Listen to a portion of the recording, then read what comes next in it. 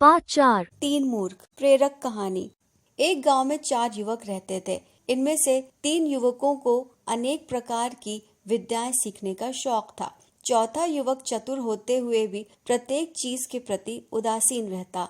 उसमें उतना उत्साह नहीं था जितना उन तीनों युवकों में था। वे तीनों युवक एक दिन अपने गुरुजी के पास गए और बोले, गुरुजी, हम आपसे सिद्धि विद्या सीखना चाहते हैं। बताइए, क्या आप हमें ये विद्या सिखाएंगे? गुरुजी बोले, सिद्धि विद्या सीखने की तुम्हारी इच्छा है तो तुम लोग मेरे पास ही रहकर सीखो। अब वे तीनों युवक गुरुजी के पास रहने लगे और उनसे सिद्धि विद्या सीखने लगे। विद्या सीखने के बाद तीनों साथियों ने एक बार शहर जाने का कार्यक्रम बनाया। वे चाहते थे कि शहर जाकर वे अपनी सभी विद्याओं का प्रदर्शन करेंगे और बहुत सा धन व यश कमा कर लौटेंगे। चौथा युवक किसी गुरुजी के पास नहीं गया था। बस वो केवल व्यवहारिक ज्ञान में निपुण था। किसी अवसर पर क्या करना चाहिए वह बहुत अच्छी तरह जानता था। जब तीनों युवक शहर जाने की तैयारी करने लगे तो चौथा युवक भी उनके साथ चलने का आग्रह करने लगा। तीनों युवक उसे अपने साथ ले जाने के लिए सहमत नहीं थे, क्योंकि उसे किसी प्रकार की विद्या का ज्ञान नहीं था। साथ ले जाने में उन्हें इसी बात की आपत्ति थी। चौथा युवक जब इन तीनों की बहुत मिन्नत खुशामद करने लगा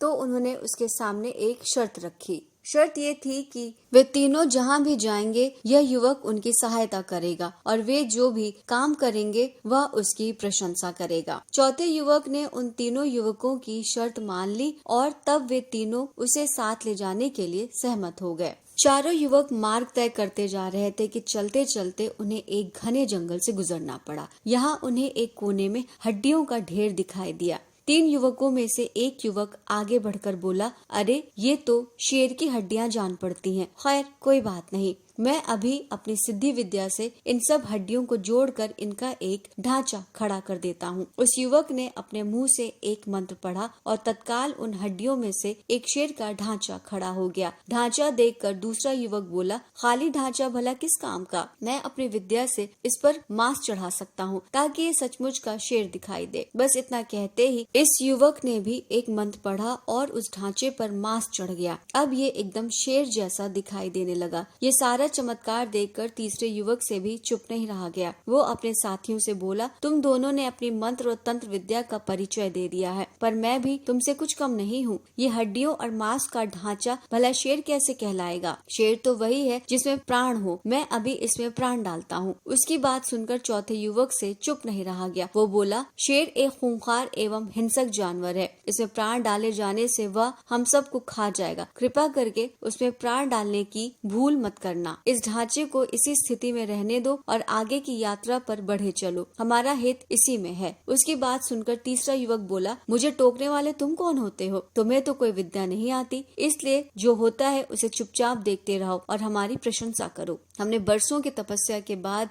ये सिद्धि विद्या सीखी है और तुम ऐसे मूर्ख हो कि हमें इसका उपयोग करने से भी रोक रहे हो। इतना सब सुनने पर भी चौथे युवक ने बहुत विनीत स्वर में कहा, तुमको सब विद्याओं का ज्ञान है, किंतु इस समय हमारी भलाई इसी में है कि हम इस शेर को जीवित न करें। शेर में प्राण आते ही वह हमें खा जाएगा। ये कहकर चौथा युवक पेड़ पर चढ़ गया ताकि शेर के जीवित होने के बाद उसके प्राण बचे रहें। तीसरे युवक ने उसकी एक भी नहीं सुनी। उसे अपनी मंत्र शक्ति का बहुत अभिमान था। पलक झपकते ही उसने अपनी मंत्र शक्ति से शेर में प्राण डाल दिया। प्राण डालने की देर ही थी कि शेर दहाड़ उठा और उसने उन तीनों युवकों पर आक्रमण कर दिया। वे तीनों अपने प्राण गंवा बैठे। अपनी विद्या का उपयोग कहाँ और कब किया जाए ये उन मूर्ख युवकों को नहीं पता था। अंततः इसी कारण वे अपने प्राण गंवा बैठे।